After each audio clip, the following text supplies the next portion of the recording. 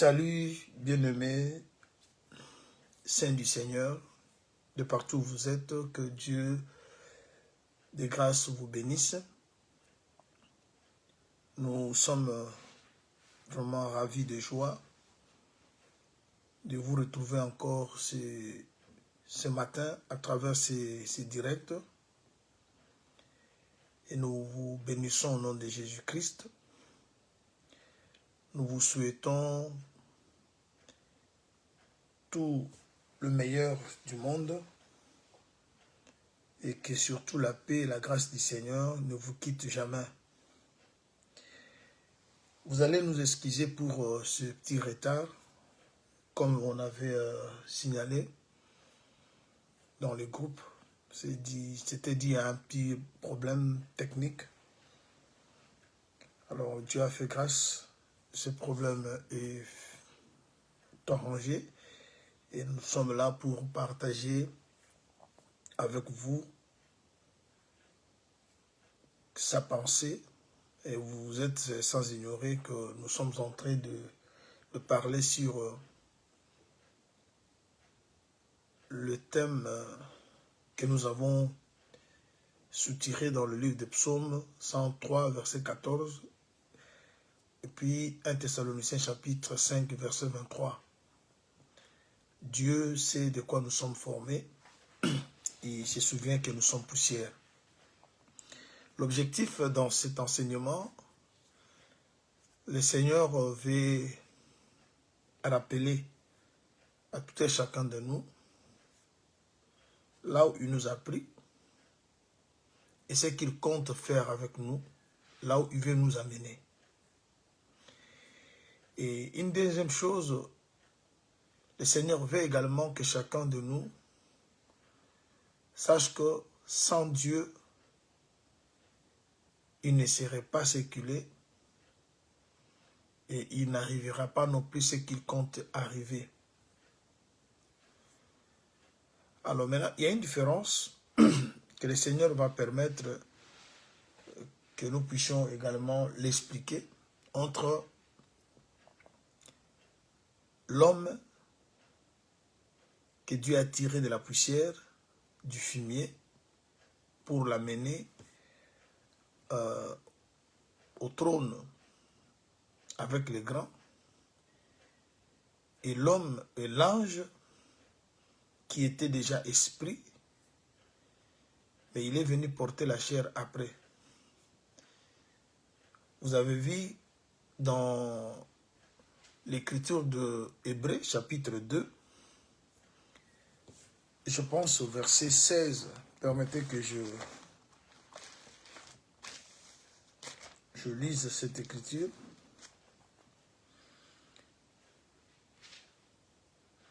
Car assurément, ce n'est pas à des anges qu'il vient en aide, mais c'est à la postérité d'Abraham. En conséquence, il a dû être rendu semblable en toutes choses à ses frères, afin qu'il soit un souverain sacrificateur miséricordieux et fidèle dans le service de Dieu pour faire l'expiation des péchés du peuple. Là, vous voyez que le Seigneur Dieu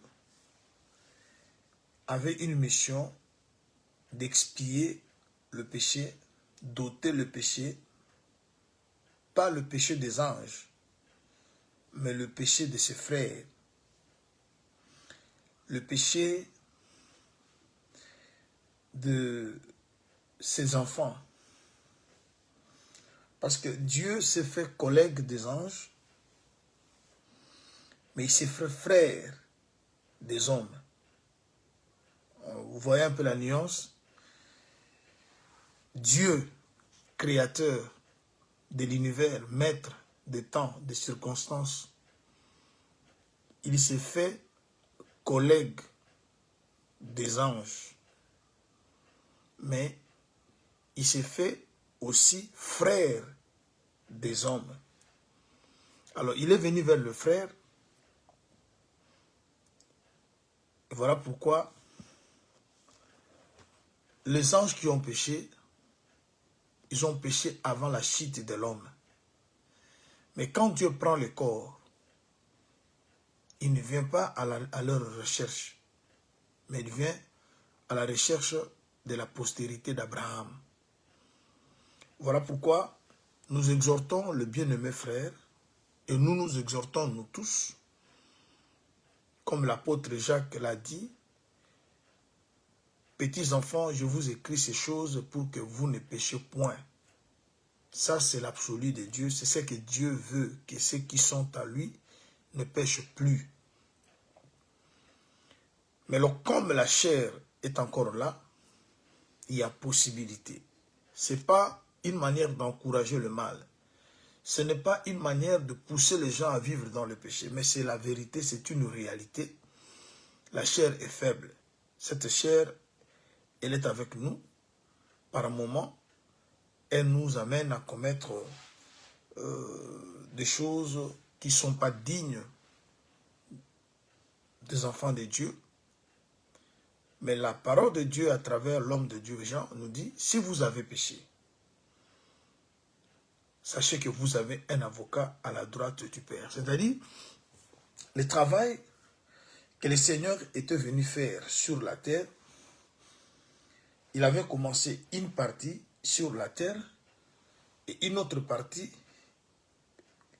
il est en train de la continuer tout en étant à la droite du Père. Parce qu'il n'a pas fini le travail. Le travail sera complètement fini lorsqu'il quittera la place d'intercesseur, c'est-à-dire il va quitter la place d'avocat pour devenir juge. Mais maintenant, le Seigneur est encore un avocat. C'est-à-dire qu'il continue à plaider. Mais il ne plaide pas tout pour tout le monde. Il plaide pour ses frères. Vous allez vous rappeler, lorsqu'il était sur la terre, il dit, je ne prie pas pour tous, mais je ne prie pas pour vous tous, parce que l'un de vous est un démon. C'est-à-dire, Jésus vient qu'il priait, il suppliait, mais sa prière ne concernait pas Judas Iscariote. Mais sa prière concernait d'autres disciples, d'autres apôtres. Alors, ce matin, nous allons commencer avec Ézéchiel 14, parce que c'est une des promesses qu'on avait faites par rapport à la marche. On doit parler sur Noé, Daniel et Job. Pourquoi parler sur ces trois personnes? Je crois que je vais lire l'Écriture. Mais avant que nous abordions notre sujet de ce matin, j'aimerais un peu rafraîchir notre mémoire, parce que nous venons de terminer un chapitre concernant le renouvellement de l'esprit bien disposé. Comme David le disait, renouvelle en moi un esprit bien disposé. Je pense que tous ceux qui nous ont suivis ont compris comment la démarche a été faite pour qu'on arrive à ces chapitres. Nous avons expliqué ce qui s'est passé en Éden. Nous avons parlé de la création de deux hommes. Le premier homme, comme le dit le frère Paul aux Corinthiens, 1 Corinthiens 15, le verset 45, il nous parle de deux hommes. Le premier était devenu une âme vivante. Le dernier ou le deuxième, un esprit vivifiant. Le premier était tiré de la terre, il était terrestre. Et le second ou le dernier, il est venu du ciel, il est céleste. Alors nous avons expliqué, lorsque Dieu a formé Adam, sa formation commençait de l'extérieur vers l'intérieur. C'est-à-dire, Adam a d'abord eu le corps, ensuite l'âme, Et ensuite, il devait maintenant devenir un esprit. Mais c'est ce qui ne s'est pas fait. Il s'est arrêté au niveau de l'âme et tout a été chamboulé. Dieu l'a chassé pour qu'il puisse encore reprendre la démarche. Mais de lui-même, il ne pouvait pas revenir. C'est ainsi que le deuxième Adam est venu. Vous savez, il est écrit, 2 valent mieux qu'un. Si l'un tombe, l'autre peut le relever. Le 2 là,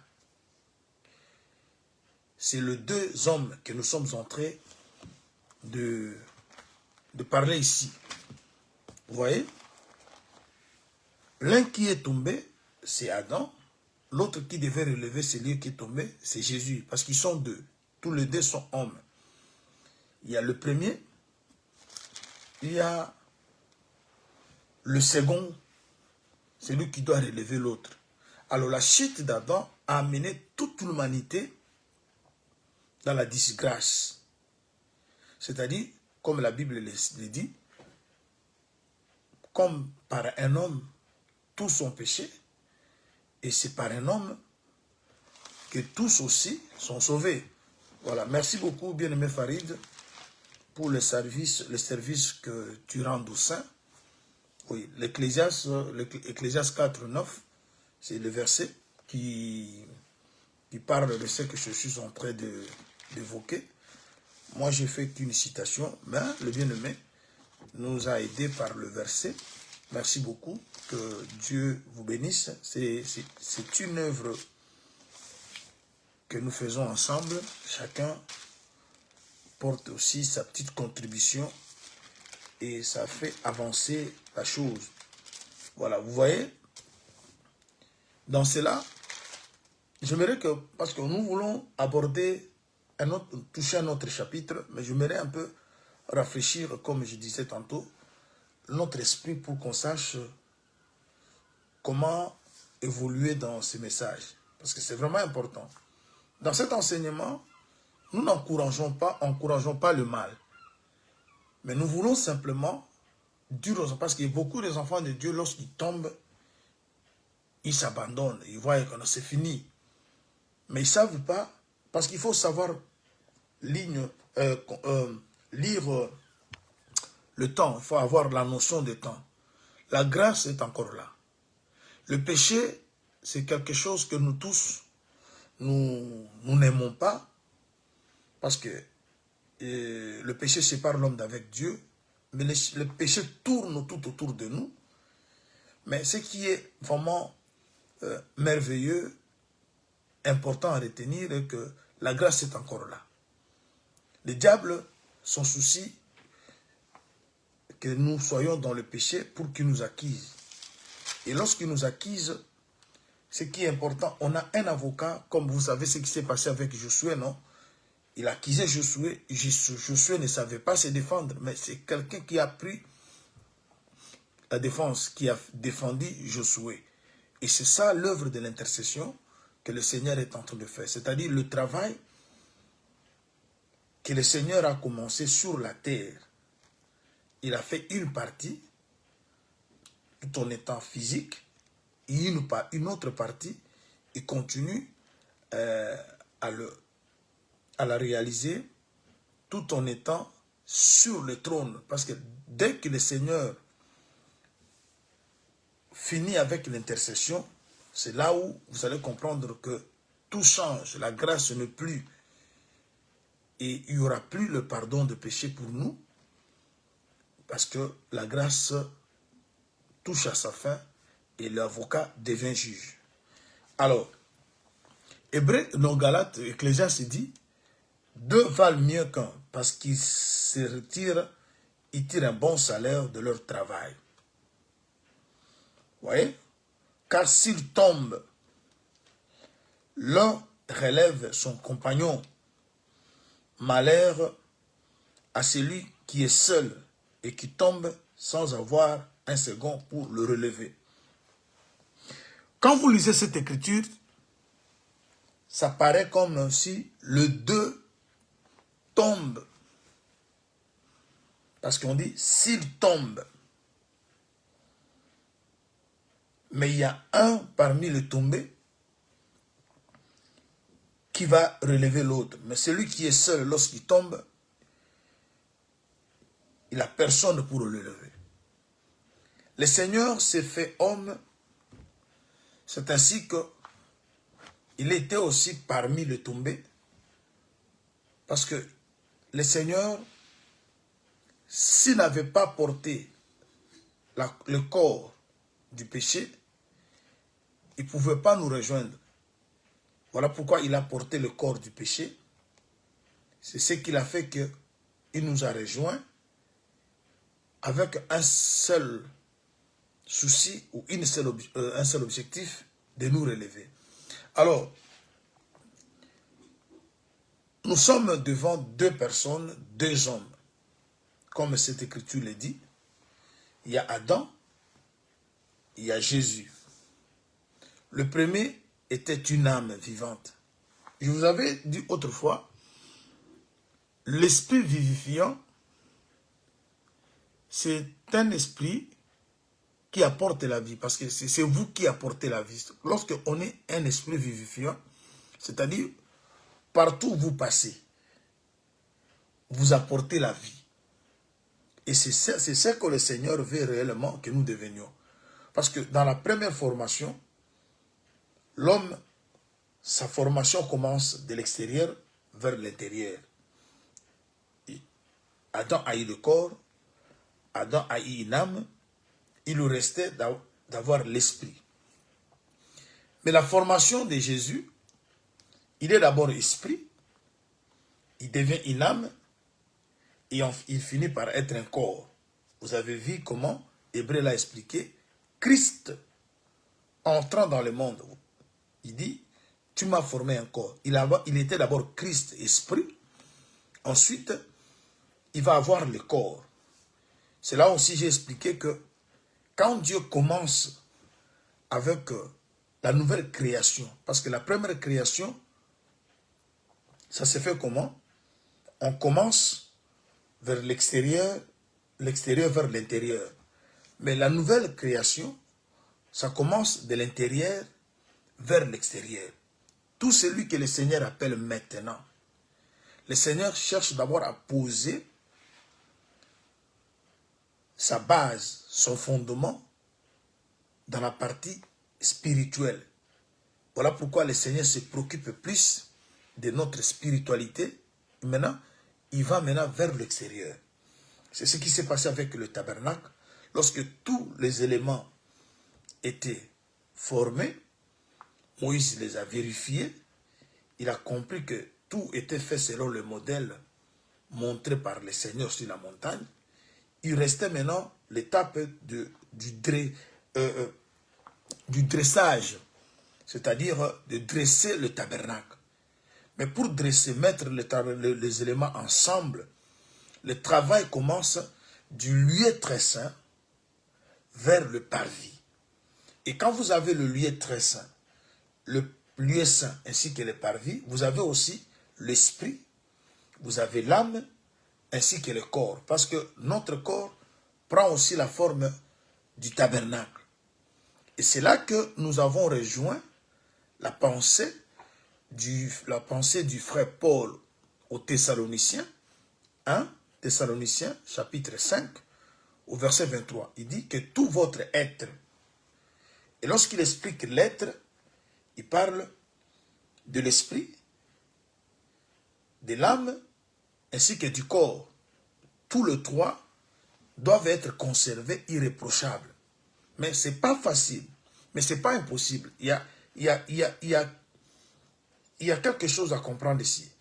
Une chose peut être difficile, mais ce n'est pas impossible. Il dit, celui qui vous a appelé le fera. C'est-à-dire, bien-aimé, vivre la perfection ou la sanctification, être saint du corps, de l'âme et de l'esprit, ce n'est pas facile, mais ce n'est pas impossible. Voilà pourquoi le Seigneur lui-même, il nous a donné le modèle.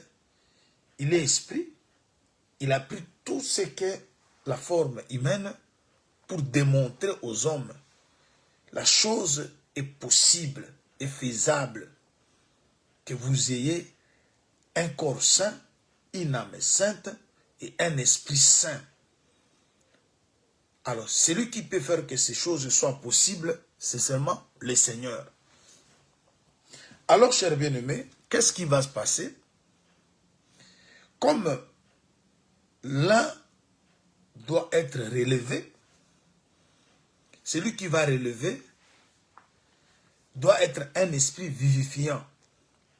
L'esprit vivifiant veut dire un esprit qui apporte la vie. Une âme peut être vivante,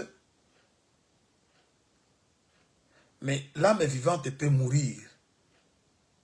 Mais l'esprit vivifiant, c'est l'esprit qui accorde la vie. S'il entre dans un corps mort, ce corps devient un corps vivant. Si cet esprit vivifiant entre dans une âme qui est morte, l'âme devient vivante. Vous voyez? Parce que c'est l'esprit qui transmet la vie. C'est ça, être esprit vivifiant. Alors, le Seigneur, le deuxième, lui, est un esprit vivifiant. Voilà pourquoi, partout il entre, c'est comme ce qui s'est dit dans Ézéchias. L'eau qui sortait du temple, partout où partait cette eau, donnait la vie. Lorsqu'il entre dans la mer, ça donne la vie. C'est ça l'explication de l'esprit vivifiant. Alors ce matin, chers bien-aimés, nous voulons voir encore une chose. Vous savez que les anges, à la base, ils sont esprits. Ça déjà, c'est la raison qui a fait que Dieu ne vienne pas chercher les anges. Parce que les anges étaient déjà créés, ils étaient créés esprits. Les anges étaient déjà au service de Dieu, ils étaient déjà au ciel. Mais les hommes, on les crée sur la terre pour les amener au ciel. Alors les anges étaient déjà des êtres célestes. Parce que tout ce travail, quand le Seigneur sauve, il sauve pour nous amener au ciel. Mais si vous vivez déjà le ciel et que vous abandonnez le ciel, il n'y a plus de sacrifice pour vous. Nous sommes là chaque jour, nous sommes enseignés pour acquérir une connaissance, pour qu'on arrive à la connaissance de la vérité. Mais lorsque vous avez la connaissance, vous savez que ça c'est mauvais, ça ce n'est pas bien. Je vais lire une écriture. Je suis dans l'Épître aux Hébreux, au chapitre 10. Je prends le verset 26. Hébreux 10, le verset 26. Écoutons ce que l'apôtre dit. Car si nous péchons volontairement, après avoir reçu la connaissance de la vérité, il ne reste plus de sacrifice pour le péché, mais une attente terrible du jugement et l'ardeur d'un feu qui dévorera le rebelle. Est-ce que quelqu'un comprend ici? Parce que nous sommes dans une démarche de devenir comme les anges.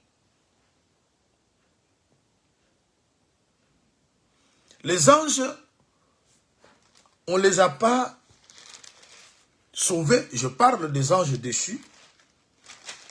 Par simple raison, ils étaient déjà célestes. Vous qui connaissez la parole de Dieu, vous voyez pourquoi, même dans la famille, même dans la société, même dans l'église, on a souvent supporté les faibles.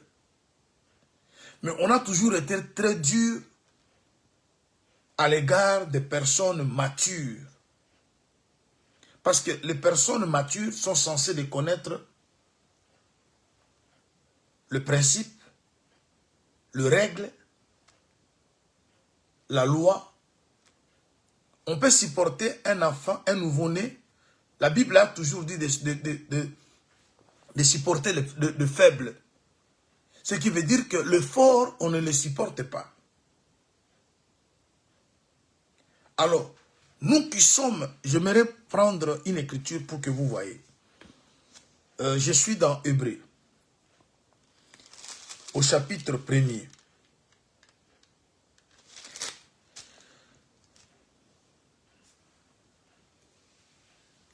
Je lis le verset 7 et puis le verset 14. De plus, il dit des anges. Il fait de ces anges des esprits et de ses serviteurs une flamme de feu. Les anges, Dieu les a fait esprits. Ça, c'est le premier témoignage. Je prends le verset 14 du même chapitre 1 Hébreu. Ne sont-ils pas tous, pour qu'on comprenne de quoi il s'agit, de qui il s'agit, j'aimerais qu'on commence au verset 13. Auquel des anges as-tu jamais dit, assis-toi à ma droite, jusqu'à ce que je fasse de tes ennemis ton marchepied? Ne sont-ils pas tous des esprits au service de Dieu, envoyés pour exercer un ministère en faveur de ceux qui doivent hériter du salut? C'est-à-dire, les anges sont esprits. Ils sont venus comme envoyés pour secourir ceux qui doivent hériter le salut. Oh, Dieu ne peut pas envoyer quelqu'un dans une mission sans que la personne soit à la hauteur de la mission qui lui est confiée. Alors les anges, à la base, ils sont esprits. Les anges sont célestes. Les anges connaissent le principe de Dieu. Et voilà, lorsqu'ils pêchent, Dieu ne le pardonne pas. Il n'y a pas de sacrifice pour eux. Dieu ne vient pas le chercher.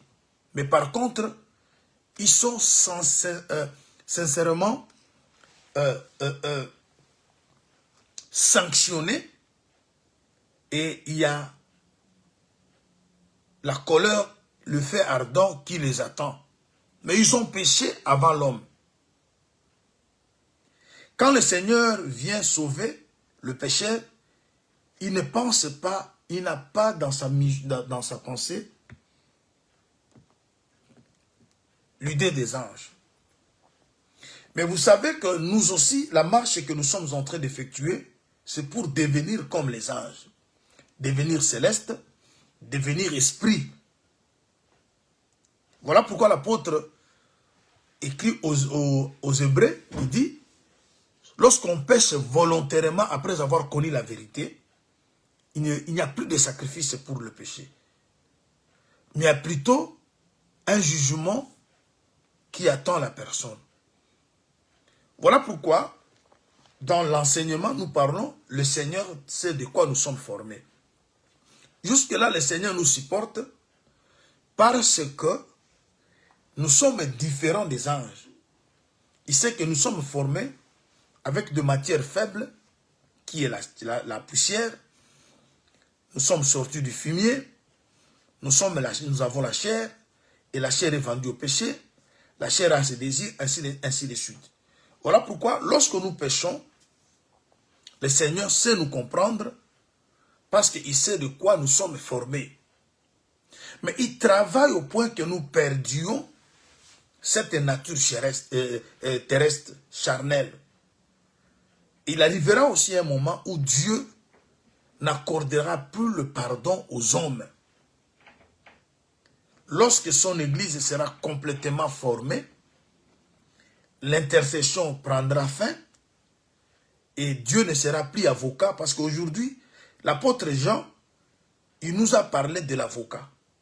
Parce que l'avocat, quand on parle de l'avocat, on parle de l'intercession. on parle également de la grâce. Mais un moment viendra où le Seigneur qui pardonne, qui est avocat, ne sera plus avocat. Voilà pourquoi. Alors, aujourd'hui, nous voulons parler, comme je disais tantôt, de 3 personnages que la Bible, les Écritures ont cités. Et à l'occurrence, on voit Daniel, Noé, ainsi que Job. Vous verrez comment ces gens vivaient et ils vont nous ramener toujours dans notre démarche du corps, de l'âme et de l'esprit. Et vous verrez que ces gens étaient vraiment des personnes différentes dans leur manière de se comporter parce que la parole de Dieu, Dieu lui-même témoigne à leur sujet. Et c'est ce que Dieu veut que nous devenions. Alors, sans plus tarder, je veux prendre notre écriture de ce matin. C'est autour de cette écriture que nous allons devoir, par la grâce du Seigneur, parler un peu de quelque chose selon que le Seigneur jugera bon de nous faire entendre. Je suis dans Ézéchiel chapitre 14. Ézéchiel 14. Je vais lire Ézéchiel 14 dans... Je prends d'abord les 2 premiers versets du chapitre et puis 3 premiers versets du chapitre et puis nous allons prendre le verset 12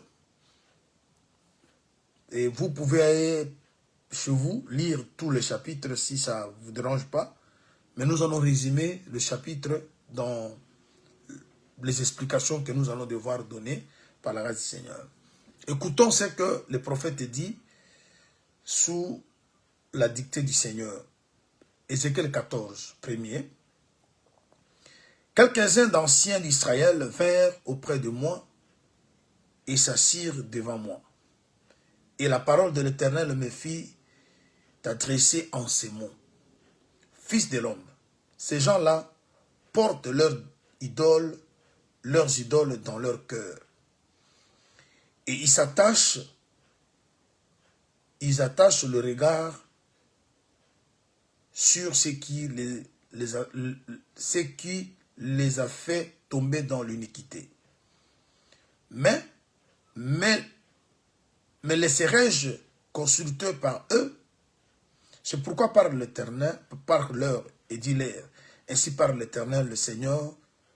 Ainsi parle le Seigneur, l'Éternel, tout homme de la maison d'Israël qui porte ses idoles dans son cœur et qui attache le regard sur ce qui l'a fait tomber dans son iniquité. S'il vient s'adresser au prophète, moi l'Éternel, je lui répondrai malgré la multitude de ses idoles, afin de saisir dans leur propre cœur ceux de la maison d'Israël qui se sont éloignés de moi avec toutes leurs idoles. Voilà. Ça, c'est d'abord la première chose. Ici, Dieu parle des idoles que les gens portent dans le cœur. Et ensuite, il dit,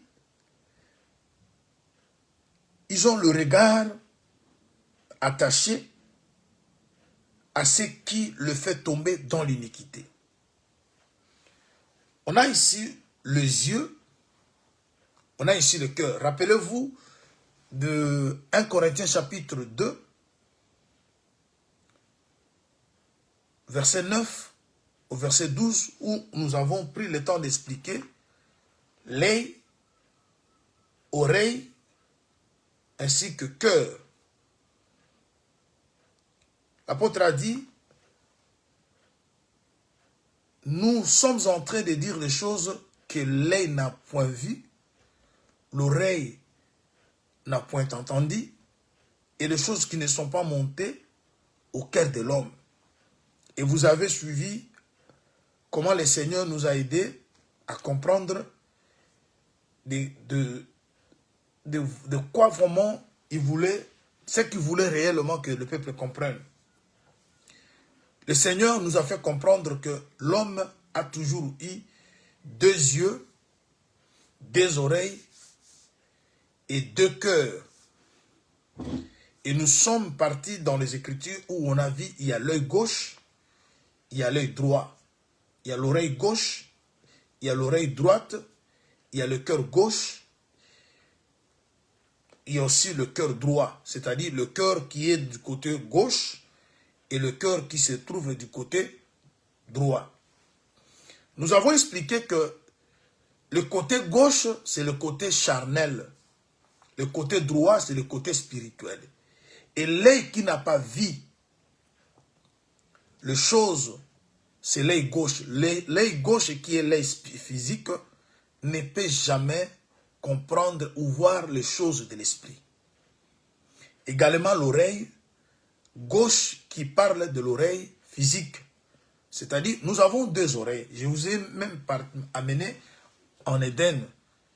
Il y avait Adam et Ève étaient des voyants d'une manière physique. Ils voyaient parce que c'est avec les yeux qu'Adam voyait les arbres. Pour cueillir un fruit, il devait voir.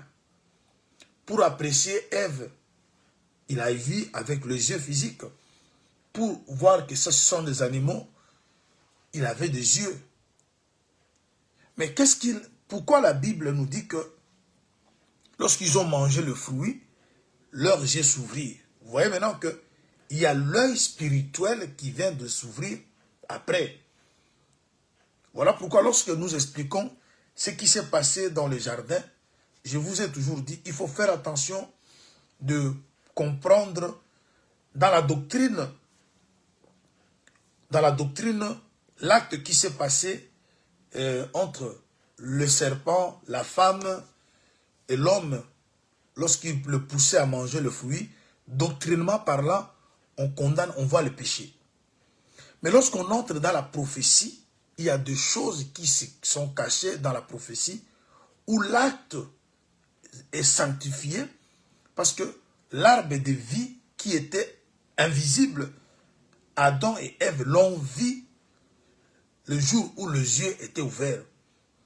Or, nous avons toujours besoin d'avoir la vie, de voir la vie, mais le serpent qui aide l'homme à manger le fruit pour que les yeux s'ouvrent, dans la prophétie, le serpent prend une autre explication. Voilà pourquoi la prophétie, des fois, sanctifie les choses, la doctrine condamne, ainsi de suite. Alors, quand on explique la parole de Dieu, il faut qu'on sache bien expliquer. Je suis en train de parler ici dans tel volet doctrinal où l'acte commis par Rubin, lorsqu'il a pris la femme de son père, est condamnable. Ça, c'est la doctrine. Mais dans la prophétie, lorsque Rubin prend la femme de son père, c'est sanctifié. Parce que Rubin, étant le premier fils, il prend la place du Seigneur qui doit prendre la femme de son père. Parce qu'il est écrit, mon créateur et mon époux. Vous voyez? C'est-à-dire, Dieu qui nous a créés, étant créateur, nous sommes son épouse. Mais quand le fils, qui est notre frère, devient également notre mari, il commet l'acte de Rubin. Vous voyez que prophétiquement, cet acte est justifié. Mais doctrinement parlant, on censure. Voilà pourquoi vous avez vu l'apôtre Paul, dans la doctrine, il a censuré, dans 1 Corinthiens 5, que les gens, il y a ceux qui prennent les femmes de leur père.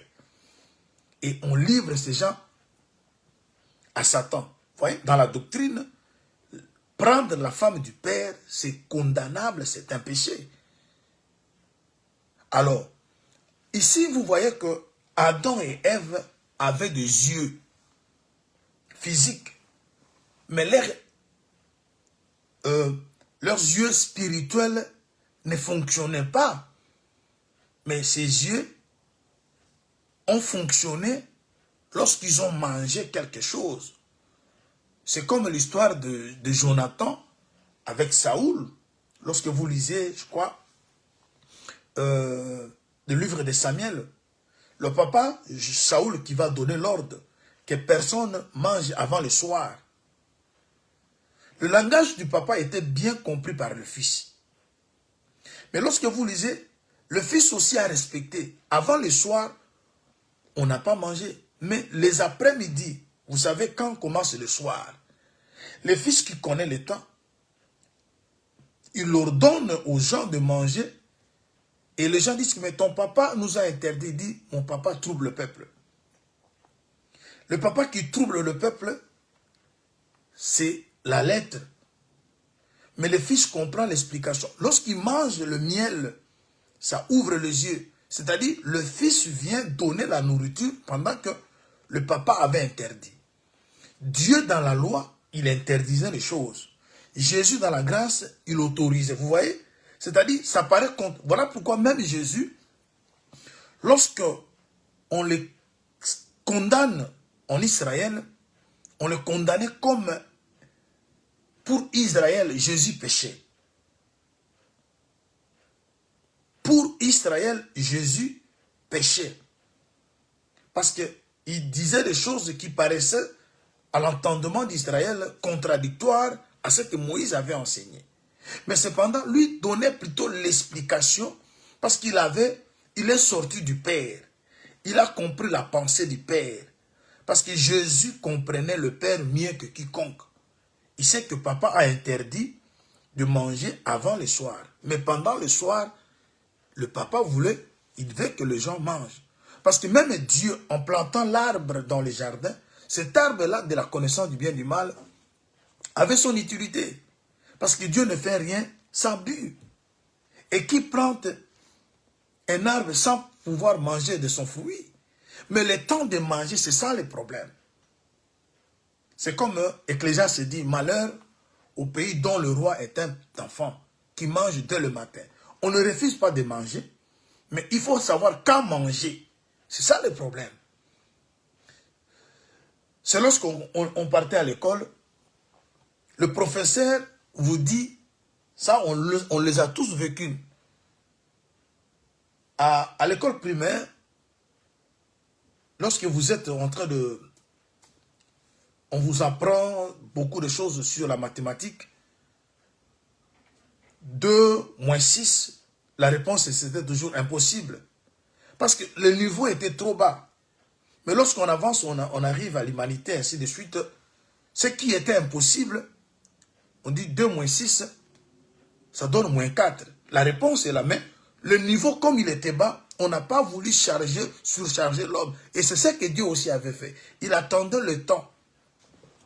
Parce que lorsqu'on mange très tôt, c'est parce qu'on est enfant. Adam aussi était un enfant. Et le temps de manger devait venir. Vous voyez? Et comprenez, je crois que ce sont des choses qui sont vraiment importantes d'être dites.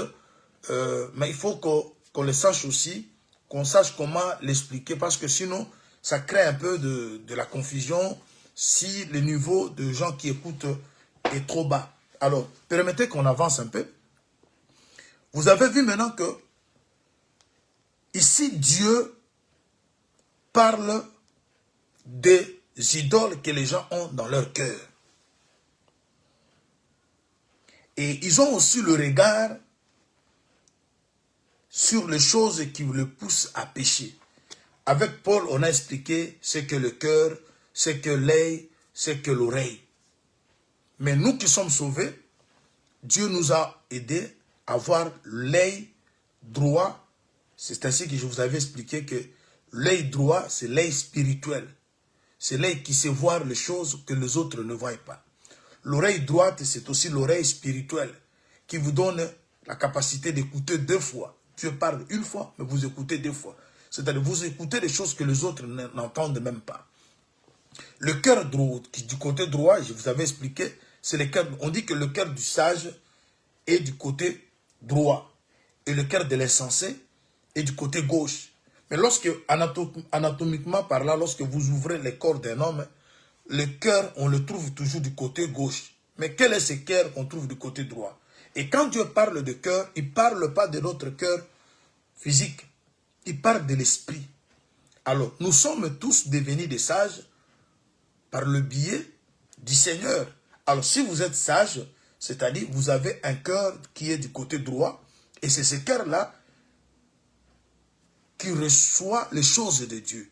Voilà pourquoi vous avez la capacité de comprendre ce que les autres ne comprennent pas. C'est ce que nous avons dû parler toute la semaine passée, ainsi de suite. Mais aujourd'hui, nous voulons, par la grâce du Seigneur, aborder ce point. Je suis rentré là-bas juste parce que vous avez vu le problème des idoles dans le cœur. Oui.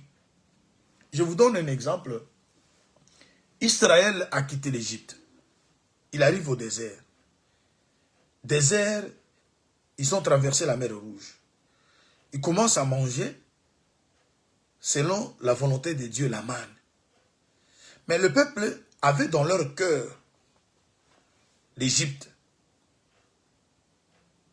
Parce qu'ils ont parlé à Moïse,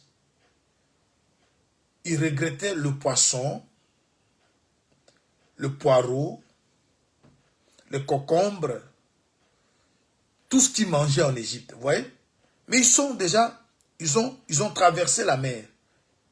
Mais leur cœur adorait l'Égypte. Ils avaient des idoles dans leur cœur, dans leur esprit. Et leurs yeux regardaient ce qui les amenait à tomber. Voilà pourquoi nous voulons maintenant voir ce qui va se passer. Et lorsque vous prenez le verset 12 du chapitre 14, parce que ça, nous sommes dans Ézéchiel, écoutons ce que le prophète dit. La parole de l'Éternel me fit t'adresser en ces mots. Fils de l'homme, si un pays pêche contre moi, en se livrant à l'infidélité, et si j'étendais ma main sur lui, si je brisais pour lui les bâtons du pain, si je lui envoyais la famine, si j'en exterminais les hommes et les bêtes, et qu'il y ait au milieu de lui ces trois hommes, Noé, Daniel et Job, ils sauveraient leur âme par leur justice, dit le Seigneur l'Éternel. Si je faisais parcourir le pays par des bêtes féroces, qu'ils dépeupleraient, s'il devenait un désert où personne passerait à cause de ces bêtes, et qu'il y ait au milieu de lui ces trois hommes, je suis vivant, dit le Seigneur l'Éternel, il ne sauverait ni fils ni fille, eux seuls seraient sauvés, et le pays deviendrait un désert. Ou si j'amènerais plutôt le paix contre ces pays, si je disais que le paix parcourt le pays, et si j'en exterminais les hommes et les bêtes, et qu'il n'y ait au milieu de lui ces trois hommes, je suis vivant, dit le Seigneur, l'Éternel, il ne sauverait ni fils ni fille, mais eux seuls seraient sauvés. Ou si j'envoyais la peste dans ces pays, et si je répandrais contre lui ma fureur par la mortalité pour en exterminer les hommes et les bêtes, et qu'il y ait au milieu de lui Noé, Daniel et Job, je suis vivant, dit le Seigneur l'Éternel, il ne sauverait ni fils ni fille, mais il sauverait leur âme par leur justice. Oui, ainsi parle l'Éternel des armées, quoique j'envoie contre Jérusalem mes 4 châtiments terribles, le paix, la famine, la peste, le bête féroce et la peste, pour en exterminer les hommes et les bêtes. Voilà. Il y a 4 châtiments. On reviendra pour expliquer pourquoi la peste, pourquoi l'épée, pourquoi la famine, ainsi que le bête féroce. Mais je veux qu'on comprenne quelque chose. Le Seigneur dit, si dans ces pays qui pêchent contre moi, il se trouve 3 hommes. Et les noms des hommes sont cités. Daniel, Noé et Job. Il dit que ces hommes ne seront pas tués comme les autres. Ces hommes sauveront leur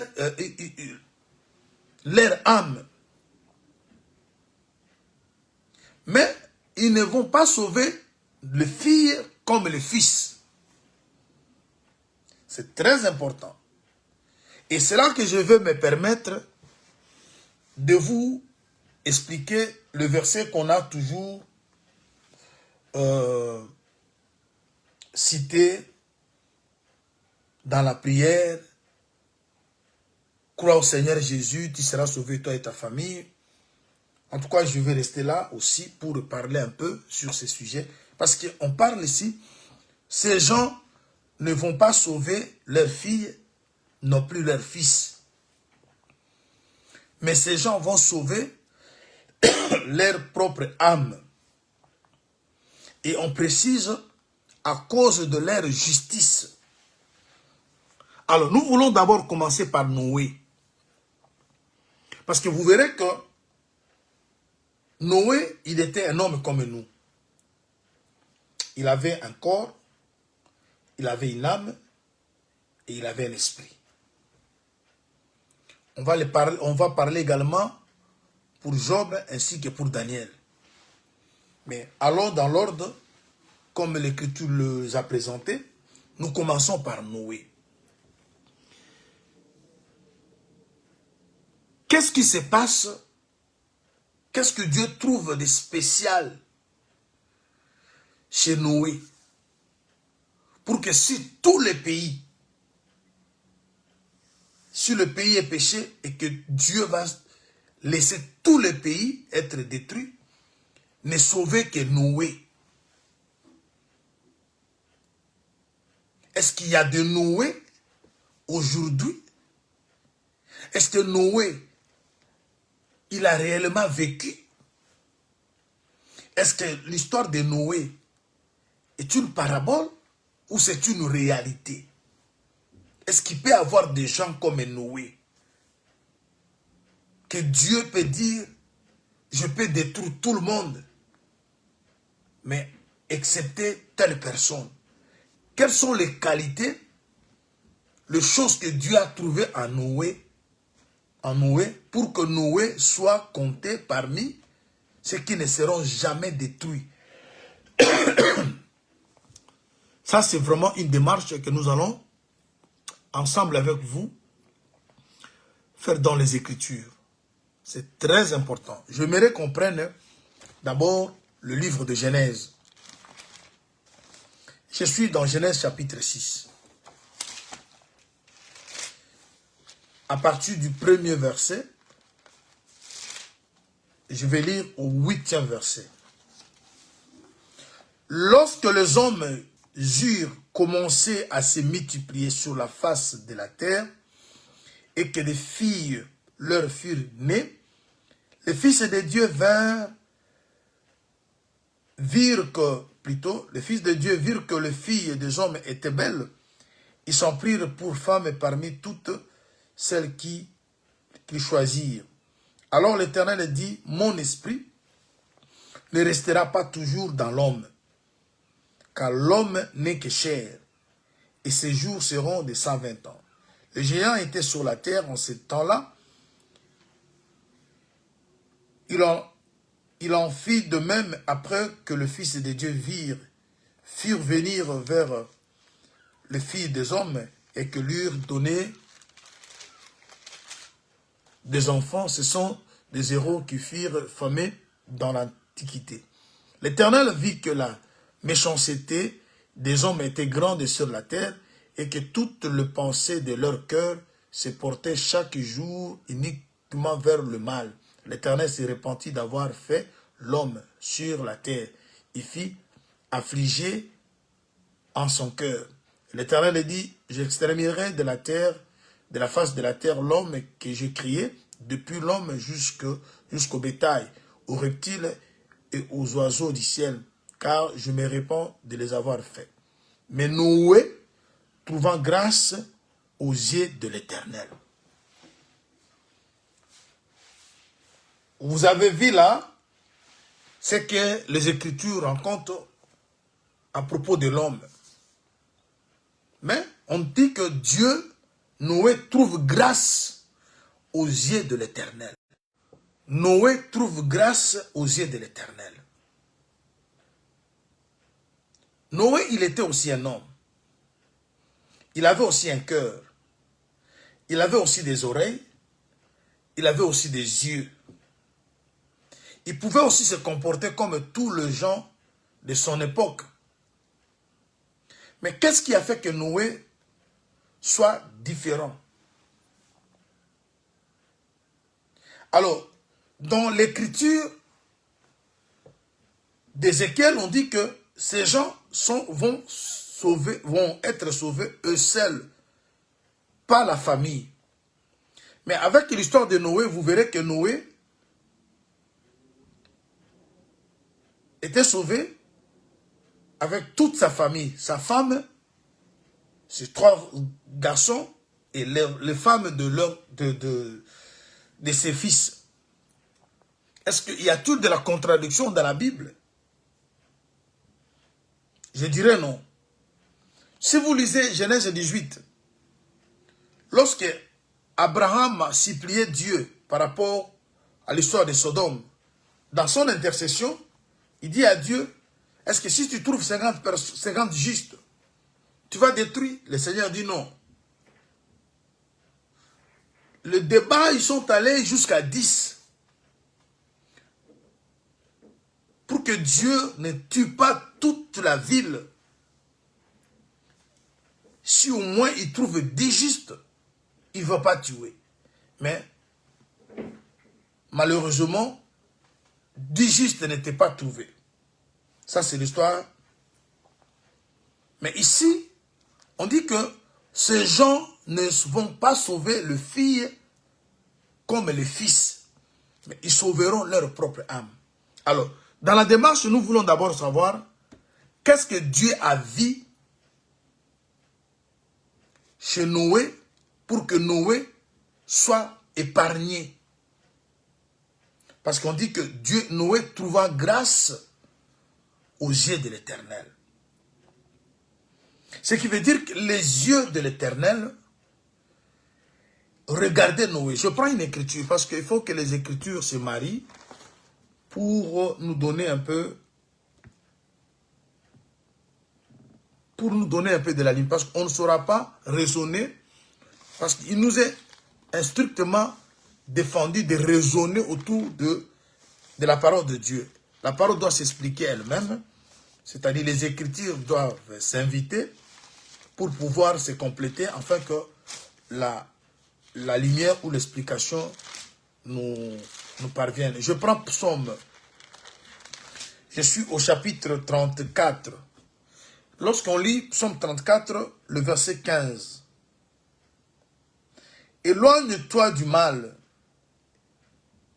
et fais le bien.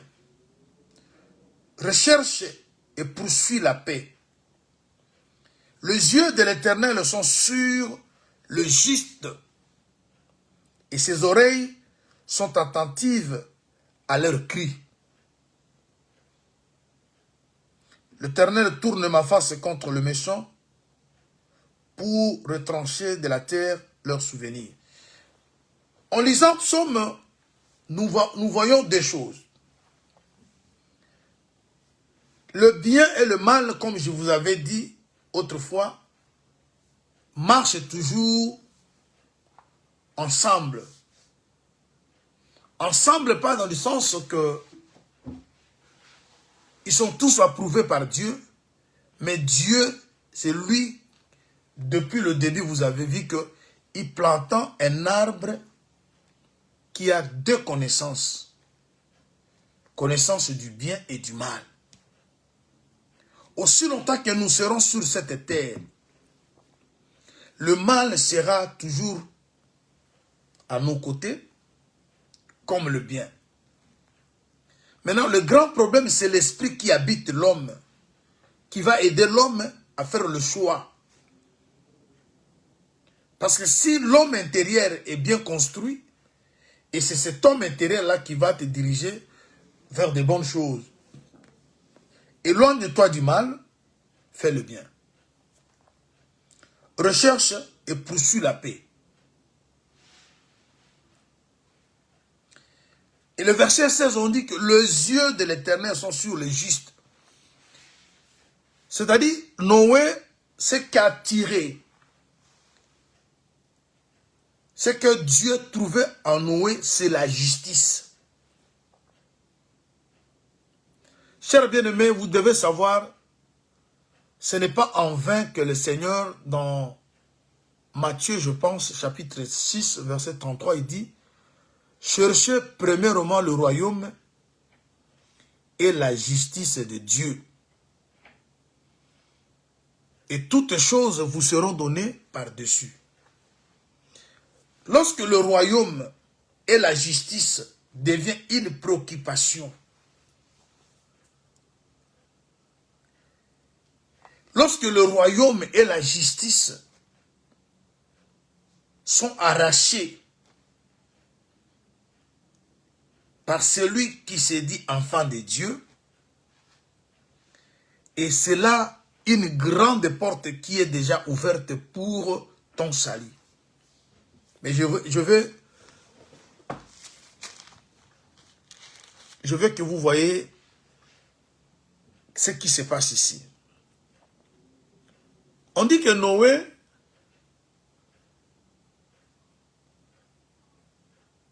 a trouvé grâce. Mais vous savez que la grâce, d'après le frère Paul à Tite, il dit, au chapitre 2, verset 11, « Grâce de Dieu, source du salut,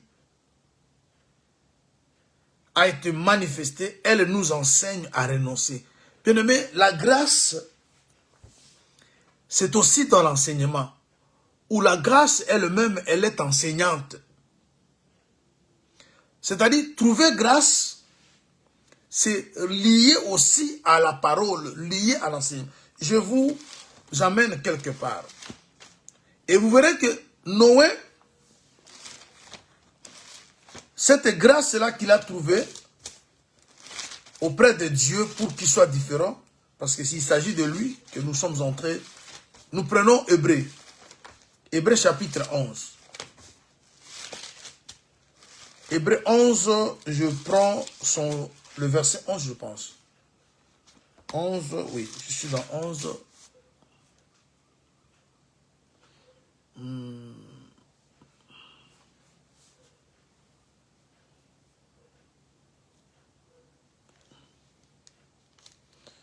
Un instant.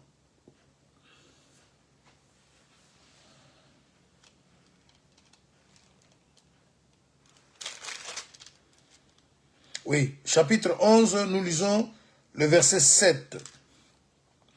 C'est par la foi que Noé, divinement averti des choses qu'on ne voyait, divinement averti des choses qu'on ne voyait pas encore, et saisi d'une crainte respectueuse, construit une arche pour sauver sa famille. Et c'est par elle qu'il, condamnant le monde, et devint un héritier de la justice qui s'obtient par la foi. J'aimerais expliquer quelque chose ici. Lorsque Noé construisait l'arche, il ne construisait pas l'arche pour d'autres personnes. Il a construit l'arche pour sa famille, pour sauver sa famille. Mais on nous dit qu'il a été divinement averti des choses qu'on ne voyait pas encore. Cela nous amène à ce que le frère Paul a dit quelque part, selon ce qu'on a appris l'autre fois, les choses que l'œil n'a point vues, l'oreille n'a point entendu, et les choses qui ne sont pas montées du cœur de l'homme. C'est-à-dire, les choses que Noé voyait, les gens de son époque, les contemporains de Noé ne voyaient pas ça. C'est la différence que nous avons de gens de ce monde. Nous vivons dans le même monde. Mais nous voyons les choses surnaturelles. Nous voyons les choses que les autres peuvent voir peut-être les années plus tard. Il y a eu toujours des prémices. Il y a eu toujours des gens qui doivent voir le premier afin que les autres voient. Alors on dit que Noé a vu,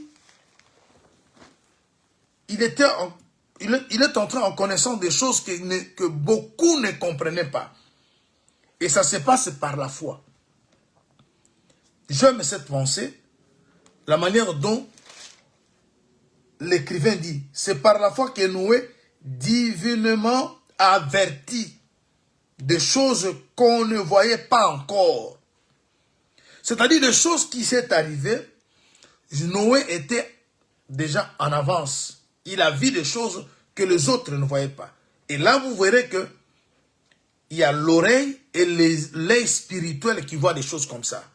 C'est-à-dire les choses que vous entendez, que vous comprenez, les autres vont peut-être comprendre ça plus tard.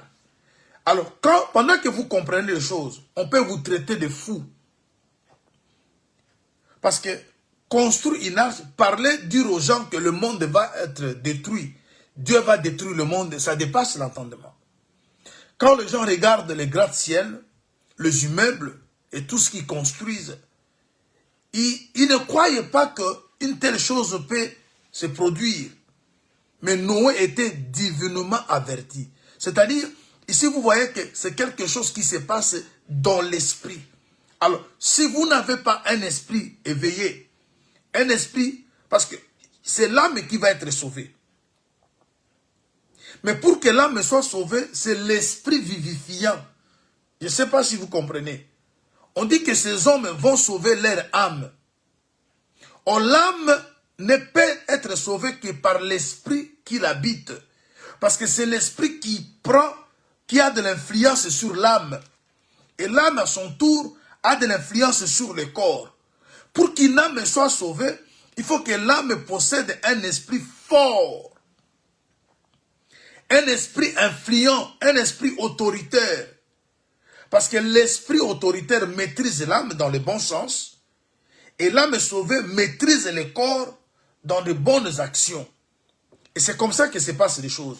Et si vous avez un esprit vivifiant en vous, l'esprit vivifiant va donner de la vie à l'âme morte. Et si l'âme est vivante, cette âme vivante maintenant va s'imposer sur le corps. Alors Noé, je vous ai fait voir ça dans Psaume 42, où David parlait à son âme. David qui parle à son âme, c'est-à-dire David esprit parle à David l'âme. Et David l'âme s'impose sur David corps. Il dit que si l'esprit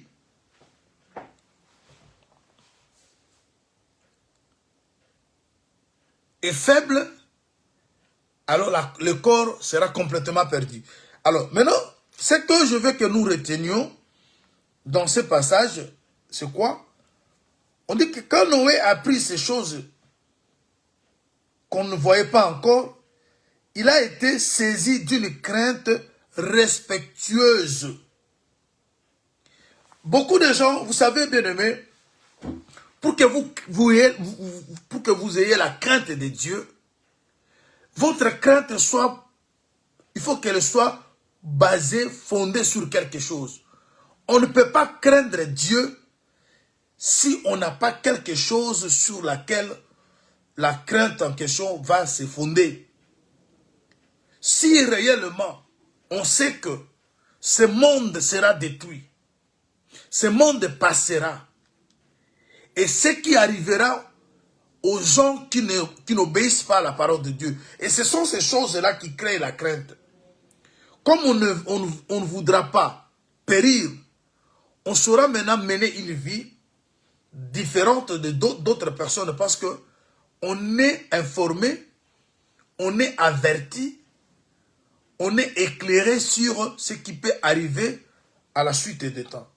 Maintenant, lorsque Noé a compris que le monde va être détruit selon la de révélation qu'il a reçue, Noé a commencé par la volonté du Seigneur à construire une arche. Et l'arche va être construite pour sauver sa famille. J'aime la manière dont l'écrivain explique qu'il construisit une arche pour sauver sa famille. Et c'est par elle qu'il condamna le monde et devint un héritier de la justice qui s'obtient par la foi. Alors maintenant, nous voulons parler comment tout un chacun de nous peut construire l'arche.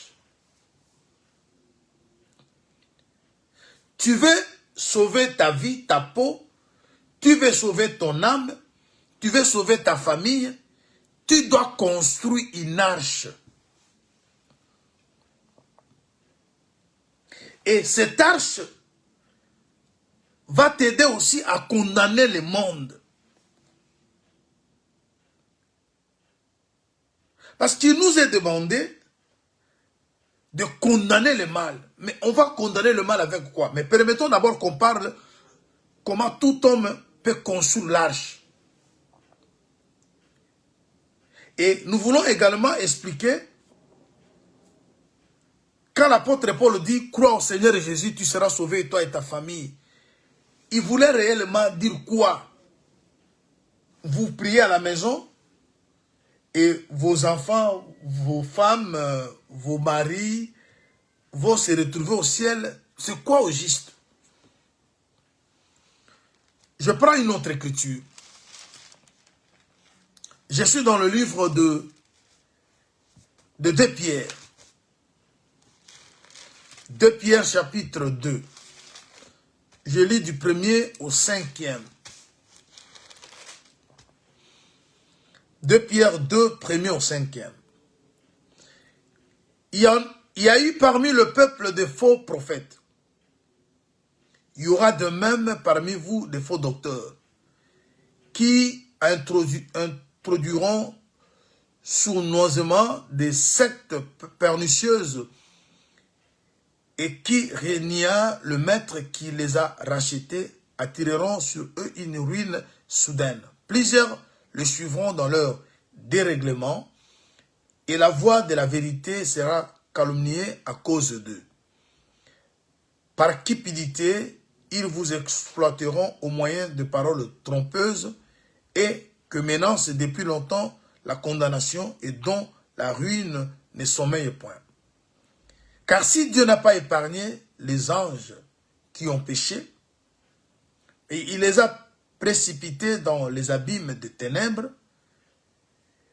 et le réserve pour le jugement, s'il n'a pas épargné l'ancien monde, mais s'il a sauvé 8 personnes, dont Noé, ce prédicateur de la justice, lorsqu'il fit venir le déluge sur le monde d'impies. Cette écriture nous révèle 2 choses. Les anges qui ont péché, on ne leur a pas accordé le pardon. Ils ont été précipités et il y a un jugement terrible qui les attend. C'est pour appuyer ce que l'apôtre Paul dit aux Hébreux, que Dieu n'est pas venu sauver les anges, mais plutôt la postérité d'Abraham. Je crois qu'au début de mon adresse d'aujourd'hui, j'avais déjà commencé à expliquer pourquoi cette différence. Les anges étaient déjà esprits. Les anges étaient déjà au ciel. Ils avaient déjà atteint le dernier niveau. Parce que nous tous qui sommes dans la marche, nous cherchons le ciel. Nous cherchons à devenir comme des anges. Parce qu'il nous est dit qu'au ciel, nous serons comme des anges. Être auprès de Dieu, être céleste. Alors, lorsque vous atteignez déjà ces statuts, vous êtes céleste, vous êtes esprit, c'est-à-dire, vous avez la connaissance de la vérité. Vous n'avez plus besoin du sacrifice. Voilà pourquoi l'apôtre Paul marie ça au chapitre 10 d'Hébreux, verset 26. Si vous péchez volontairement après avoir connu la vérité. Parce qu'on supporte les faibles, qui sont qu'on sous-entend qu'ils n'ont pas la connaissance de la vérité. Mais vous qui connaissez la vérité, je vais vous donner un exemple. Dans tous les domaines, vous savez que pour vivre la paix, vous êtes un enfant de Dieu. Vous êtes un frère, vous êtes une sœur. Vous savez ce que l'enseignement dit pour le mariage. Vous devez vous marier dans le Seigneur. Le mariage, déjà, à la base, a ses propres problèmes. Mais, pour rapporter sur ces problèmes, si vous avez quelqu'un avec qui vous êtes en couple, est une fille de Dieu ou est un enfant de Dieu, vous allez trouver des solutions comme des enfants de Dieu. Parce que l'homme aura la connaissance de la parole de Dieu. Il sait que j'ai des droits comme des devoirs. La Bible veut que je sois le chef de la femme, mais au-dessus de moi, j'ai aussi un chef, un frère qui dirige sa femme, tout en étant enseigné. Il ne peut jamais demander à sa femme de faire des choses qui vont à la contre de l'enseignement. Une sœur qui est une fille de Dieu ne peut jamais aussi demander à son mari des choses qui sont à la contre de l'enseignement. Même s'il y a des petits soucis, chacun est censé dissimuler parce que la parole de Dieu demande que tout le monde vit dans l'humilité. Alors, maintenant, si vous vous mariez, parce que vous avez cette connaissance-là, nous enseignons des choses. Et vous, les sœurs, vous avez la connaissance. Alors, quand vous êtes au point de vous marier, vous ne tenez pas compte de la parole que vous avez toujours écoutée. Parfois, vous dites Amen. Mais quand vous êtes au point de vous marier, vous avez mis ça à côté. Bien aimé, quel genre de prière vous attendez que les gens fassent pour vous? Parce que vous étiez déjà au point d'éviter ça. La parole vous est prêchée, vous avez la connaissance qu'on doit se marier dans le Seigneur. Être sûr que la femme ou l'homme que je prends au mariage, c'est un enfant de Dieu. Pour que la prière dans la maison soit aimée par tous. La femme, comme le mari, ne sera pas mécontent ou mécontente lorsque toi tu es en prière. Mais vous n'avez pas vu ça. Vous avez regardé votre âge. L'âge est avancé. Mes amis se marient. Si je ne me marie pas cette année, en tout cas, je vais. Alors, vous avez regardé l'âge. Vous avez regardé les amis. Vous n'avez pas tenu compte des critères de l'enseignement pour t'engager à un mariage. Et maintenant que vous vous êtes marié à un païen, une sœur païenne, un mari païen, et vous allez dire que non, Dieu n'est pas dans Dieu ne reconnaît pas ces mariages. Non, bien aimé, même si le mari là n'était pas la volonté de Dieu, mais le fait que vous deux là, vous vous êtes accordés et que vous avez invité la parole de Dieu dans votre mariage, c'est-à-dire quoi? L'homme est parti vers la famille de la femme, remettant tout ce qui peut permettre à un homme d'avoir la fille d'autrui. Bien aimé, dès ce moment-là, votre mariage est accepté selon la parole de Dieu. Et c'est là maintenant, vous vous retrouvez dans l'écriture qui dit ce que Dieu a uni, personne ne peut les désunir. C'est-à-dire, ne viens pas chercher que l'homme meure, que la femme meure, parce que tu vis de choses. Non, tu avais tout le temps de savoir que est-ce que je me marie à un chrétien, à un fils de Dieu ou à une fille de Dieu. Comme la dot a été donnée, payée, remise, la famille a dit que non, maintenant nous donnons notre fille à cet homme. ce mariage devient le mariage de la parole de Dieu. Et c'est à toi maintenant de porter ta croix, qu'il soit sorcier ou sorcière, reste avec cet homme-là. À moins que le païen ou la païenne dise que non, il ou elle ne veut pas de toi. Mais toi, tu ne veux pas quitter cette femme ou cet homme parce que tu as découvert qu'il est ceci ou il est cela. Ne cherche même pas à le piéger parce qu'il y a ceux qui piègent. Je fais ceci parce que lorsqu'il va faire ceci, il ne va pas supporter, il va me chasser. Dieu connaît les intentions. Si c'est toi qui as piégé l'homme, ou c'est toi qui as piégé la femme, pour que ce mariage soit détruit, tu peux tromper tout le monde. Tu ne tromperas pas ta conscience, tu ne tromperas pas Dieu. Et si Dieu sait que c'est toi qui es à la base de ce divorce, même si le monde ne sait pas, bien-aimé, Dieu ne laisse jamais un péché puni. Alors prenons notre temps. Ça, c'est un exemple pour aider les gens à comprendre que si vous avez la connaissance de la parole de Dieu, faites les choses d'après la connaissance de la parole de Dieu.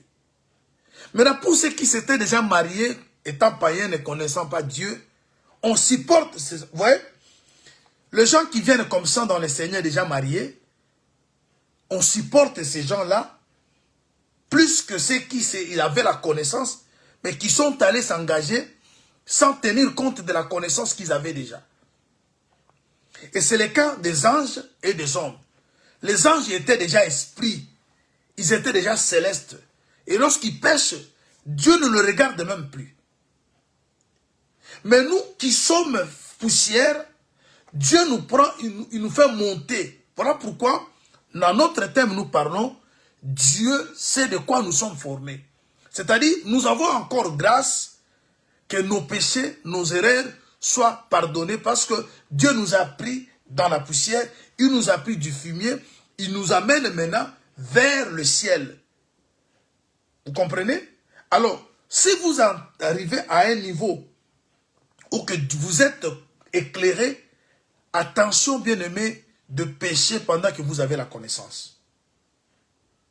Parce qu'il ne reste plus un sacrifice pour ces péchés, comme Hébreux 10, 26 le dit. Alors, quand on est fait, parce que nous péchons, vous savez comment nous péchons. Nous péchons des fois par ignorance. L'apôtre Paul le dit dans Actes chapitre 17, lorsque vous lisez à partir du verset 25 au verset 23, il dit « Dieu sans tenir compte de tant d'ignorance ». C'est-à-dire, nous péchons par ignorance. Nous qui sommes venus de la poussière, nous sommes venus du fumier. On pêche des fois par ignorance.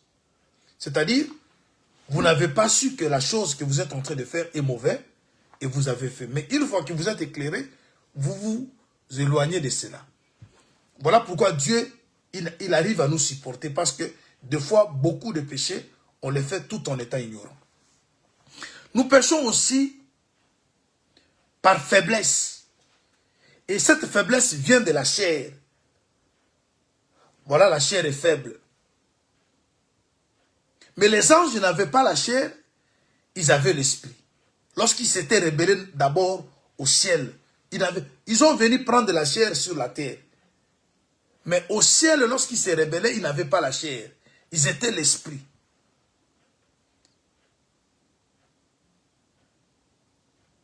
Alors, les anges n'ont pas ça. Ils n'ont pas la chair pour être faibles. Ils n'ont pas non plus, ils ne sont pas non plus ignorants. Parce que Dieu les a dotés de tout ça. Et c'est ce qui a fait la différence. Alors, même dans la marche, les gens qui sont anciens sont traités durement lorsqu'ils commettent des fautes par rapport aux faibles. Parce qu'aux faibles, on les supporte un peu. Alors, je voulais dire ceci pour vous laisser un peu pour vous quitter, parce qu'on va continuer si Dieu fait grâce demain. Nous sommes en train d'expliquer ce que Dieu a trouvé chez Noé pour qu'il soit épargné. Et ce qu'on trouve en Noé, c'est la justice. Noé, il a été classé ou appelé prédicateur de la justice. Mais la justice, on la cherche. C'est-à-dire, si Noé était juste, toi aussi tu peux devenir juste, moi aussi je peux devenir juste. Parce qu'il nous est demandé, dans Matthieu 6, 33, cherchez premièrement le royaume et la justice de Dieu. C'est-à-dire, nous devons tous nous mettre à chercher ce royaume, sa justice. Lorsque vous avez le royaume de Dieu, et vous avez la justice de Dieu, les yeux de l'Éternel seront sur vous. Comme Psaume l'a dit, les yeux de l'Éternel sont sur les justes. Et lorsque les justes crient, Dieu les écoute. Alors, comment on devient juste? Et quand Noé est devenu juste, il a aussi fait que sa famille soit une famille de justes, parce qu'il était prédicateur. C'est-à-dire, les gens qui ont été prêchés par Noé, c'était sa femme, c'était ses enfants, c'était aussi les animaux.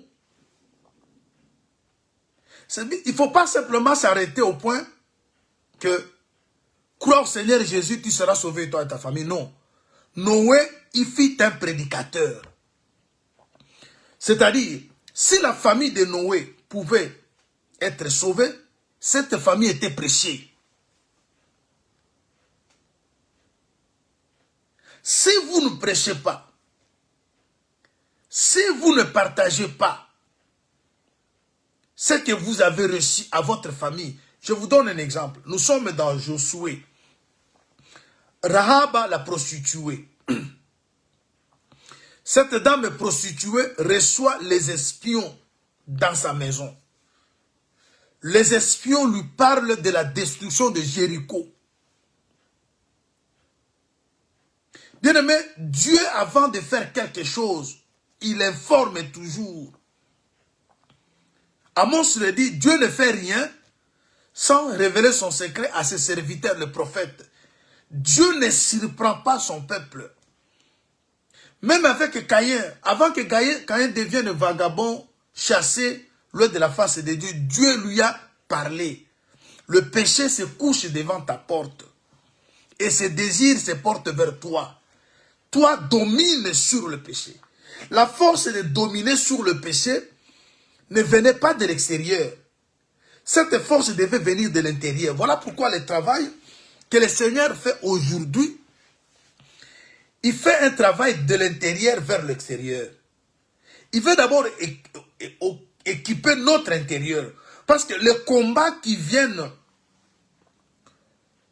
contre nous, ces combats viennent de l'extérieur.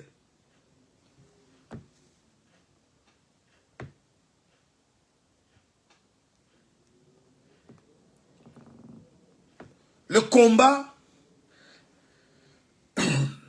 l'impudicité, le vol, tous ceux qui viennent nous désorienter viennent de l'extérieur. Même le diable lui-même rôde tout autour. Le diable ne rôde pas à l'intérieur. Il rôde à l'extérieur. Alors, il faut qu'on soit fort intérieurement pour faire face à tout ce qui vient de l'extérieur. Alors, Dieu parlait à Caïn que le péché est encore devant la porte. Qui a ouvert la porte? C'est Caïn qui a ouvert la porte. Parce qu'on ouvre la porte de l'intérieur. Voilà pourquoi Jean dit, celui qui se garde lui-même, le malin ne le touche pas. C'est-à-dire, on doit d'abord se garder pour que le malin peut être là. Mais si tu te gardes, alors, la force doit venir de l'intérieur. Voilà pourquoi l'homme deuxième, il commence d'abord esprit, il devient l'âme et il finit par être corps. Mais le premier homme, il a commencé la chair, le corps, âme, pour aller vers l'esprit. Alors Noé maintenant, à son époque, pour qu'il soit compté parmi les personnes qui ne vont pas mourir, même si tout le pays est à la merci de l'ennemi, mais Noé, on dit que il va sauver que son âme, pas même son fils et sa fille. Mais qu'est-ce qui a fait que les enfants de Noé n'ont pas été tués? C'est parce que Noé a prêché à sa famille. Parce que Noé, d'après 2 Pierre, il était un prédicateur. Alors, je retourne vite à ce que je disais par rapport à Rahab, la prostituée. Cette dame reçoit les espions, des espions. Et lorsqu'on explique les espions, c'est aussi l'enseignement. Parce que l'enseignement qui nous sauve aujourd'hui, c'est l'enseignement de 2 ailes. La loi et le témoignage. C'est la prière, la parole et la prière. Si l'Israël sera prêché par 2 témoins, la même prédication que Israël va écouter, c'est la même que nous écoutons aujourd'hui. Mais aussi, nous avons 2 témoins de notre côté, mais pas de la manière de Moïse et d'Élie. C'est simplement la lettre et l'explication qui va être prêchée demain, c'est la même qui est prêchée aujourd'hui. Alors, les espions que nous avons reçus, qui nous parlent de ce qui va arriver de Jéricho, c'est l'enseignement. Parce que Dieu a caché le salut dans la prédication. Alors, lorsque la parole de Dieu est prêchée, et la parole de Dieu t'aide maintenant à comprendre ce qui va arriver à la suite des temps. Alors, les espions ont parlé à cette femme ce qui arrivera à Jéricho. Et la femme les a fait sortir par la fenêtre. La femme a veillé qu'aucun mal leur arrive. Bien aimé. Et maintenant, ils ont fait un serment.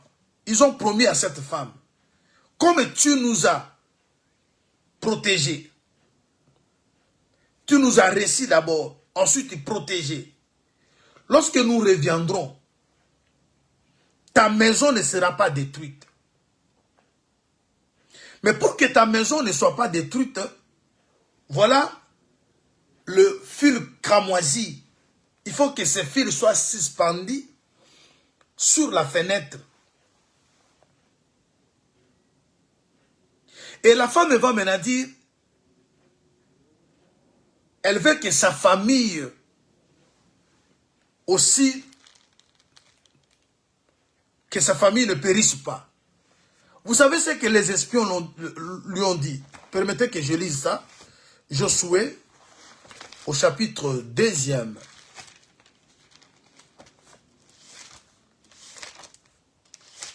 Josué, chapitre 2.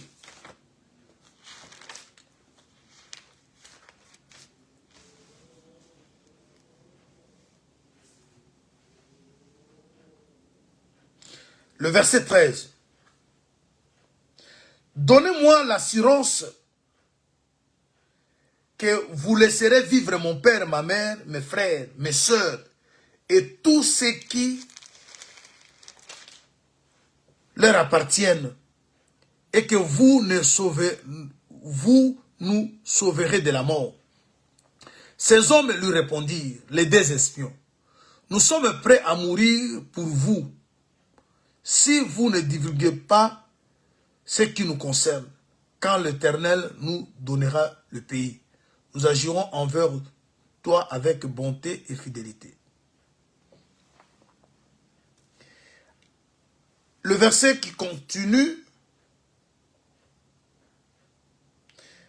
on arrive au verset 17. Ces hommes lui disent, voici de quelle manière nous serons quittes du serment que tu nous as fait faire. À notre entrée dans le pays, attache ces cordons de fil cramoisi à la fenêtre par laquelle tu nous as fait descendre et recueille auprès de toi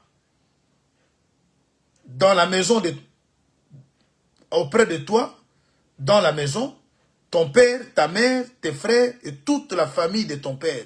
Si quelqu'un d'entre eux sort de la porte de la maison pour aller dehors, son sang retombera sur sa tête et nous n'en serons innocents. Mais si on met la main sur l'un, quelconque de ceux qui sont avec toi dans la maison, son sang retombera sur notre tête. Ouais.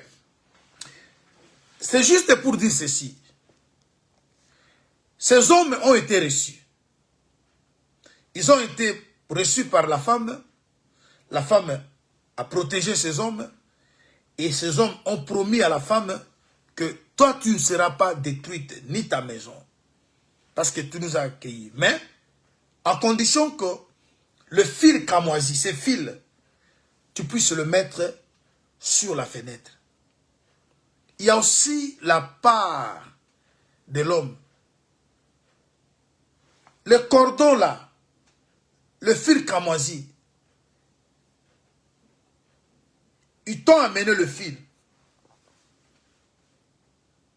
Mais c'est à toi de prendre le fil, de mettre sur la fenêtre. Parce qu'il est venu avec le sang, avec l'eau et l'esprit. Oui, il est venu avec ça. Maintenant, il y a question de quiconque croit. Est-ce que quelqu'un comprend? Le Seigneur a effectué un voyage du ciel vers la terre. Il nous amène l'eau, il nous amène l'esprit, il nous amène l'esprit. L'eau, le sang et l'esprit, les trois sont d'accord. Mais les trois là, l'eau, le sang et l'esprit, c'est l'enseignement. Mais si tu ne crois pas, parce qu'on dit même que le sang de Jésus crie plus que le sang d'Abel. Quand le sang crie, il y a une voix qui se fait entendre. Mais si on ne croit pas cette voix, parce que la part de l'homme c'est de croire, quiconque croit, le travail, l'évangile est venu. L'évangile nous est parvenu. Qui a amené l'évangile? C'est le Seigneur. Mais si vous ne croyez pas, on dit à la femme, il faut suspendre le fil cramoisi. Alors, la famille là, il faut faire que ta famille, ton père, ta mère, entrent dans cette maison. Or, vous savez qu'il n'y a qu'une seule maison qui est couverte de la cramoisie. Et cette maison n'a pas peur de la neige. Là, je suis dans Proverbe chapitre 31. Lorsqu'on parle sur la femme vertueuse, on dit que cette femme et sa maison est couverte de cramoisie. Cette femme, c'est bien le Seigneur lorsqu'on est dans les explications. Et la maison qui est couverte du cramoisi, c'est l'église. Si vous ne faites pas, vous n'amenez pas, vous ne prêchez pas, vous ne dites pas aux membres de vos familles ce que Jésus veut. Et s'il ne s'aligne pas, le verset là que croit au Seigneur Jésus, tu seras sauvé, toi et ta famille. Bien-aimé, ça ne va pas s'accomplir. Voilà pourquoi Noé, il a été un prédicateur, d'abord pour sa maison. Prêchons la parole de Dieu à ceux qui sont tout autour de nous. Si nous voulons le voir dans le royaume, dites-leur ce que nous avons vécu, ce que nous connaissons de Dieu. Invitons-les. Invitons ces gens-là à rejoindre notre camp par le bon comportement que nous affichons, par l'enseignement que nous dispensons. Et c'est ça aussi construire l'arche. Parce que l'arche, c'est tout un homme. De la manière où l'apôtre dit qu'il faut que Christ soit formé en nous. L'arche, c'est le Seigneur. C'est-à-dire, lorsque vous construisez l'arche, c'est la vie du Seigneur que vous construisez dans votre vie. Parce que c'est cette vie-là qui va vous sauver. Parce que ce qui arriva au temps de Noé, arrivera également à l'avènement des fils de l'homme.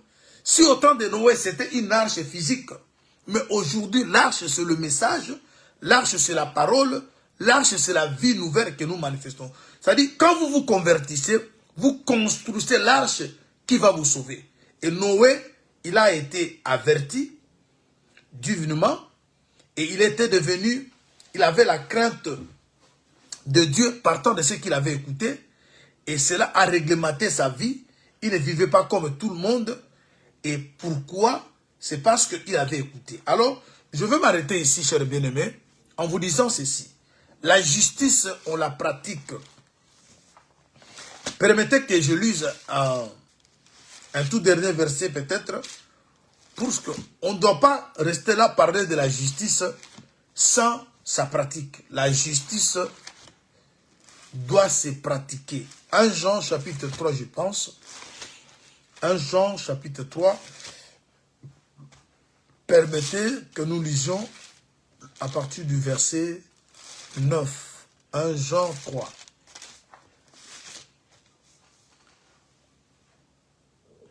Quiconque est né de Dieu ne pratique pas le péché. Parce que la sémence de Dieu demeure en lui. Il ne peut pécher parce qu'il est né de Dieu. C'est par là que se font reconnaître. Commençons au verset 8, c'est mieux. Celui qui pratique le péché est du diable, car le diable pêche dès le commencement. Le Fils de Dieu apparu pour détruire les œuvres du diable. Quiconque est né de Dieu ne pratique pas le péché, parce que la sémence de Dieu demeure.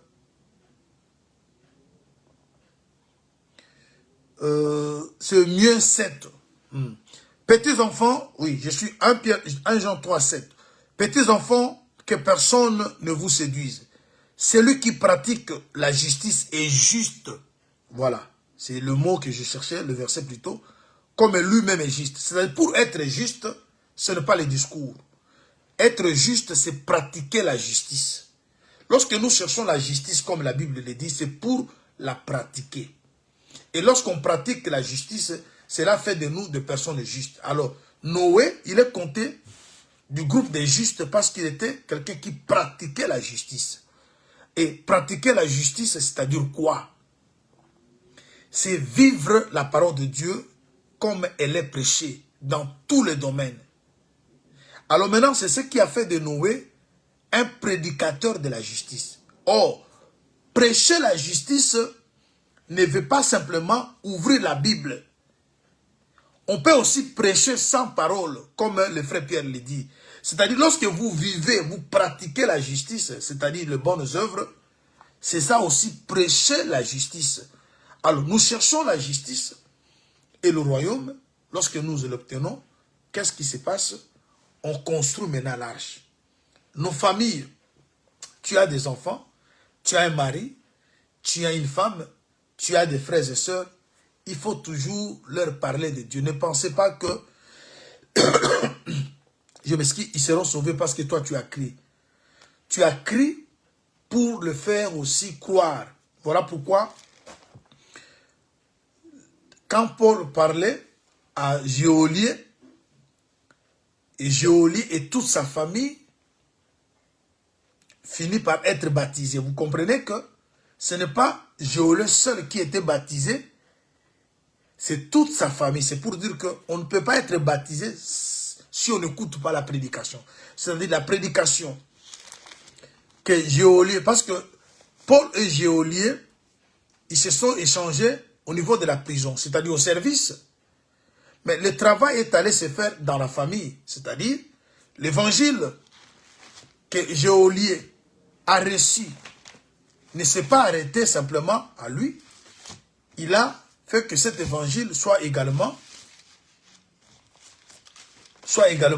prêché à sa famille. Parce que lui était au travail. Vous connaissez l'histoire, n'est-ce pas? Lorsque on parlait à lui, c'était au travail. Là où la porte de la prison s'ouvrir, il a pensé que Paul s'est enfui. C'était au travail. Jamais quand on part au travail, on amène sa famille. Mais lorsque on vient maintenant se faire baptiser avec sa famille, c'est-à-dire ce qu'il a compris, il a fait aussi comprendre cela à sa famille. Et cela fait que sa famille aussi s'est été baptisée. C'est pour dire qu'on ne peut pas être baptisé si on ne croit pas. Or, pour croire, il faut qu'il y ait des gens qui prêchent. C'est-à-dire, pour que ta famille soit sauvée, il faut faire à ce que ta famille écoute la parole. Vivre la parole. Invite ta famille à rejoindre ton camp.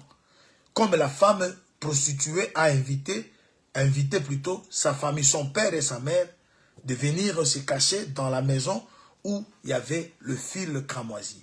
Et la maison n'est que l'évangile. Que Dieu de grâce vous bénisse.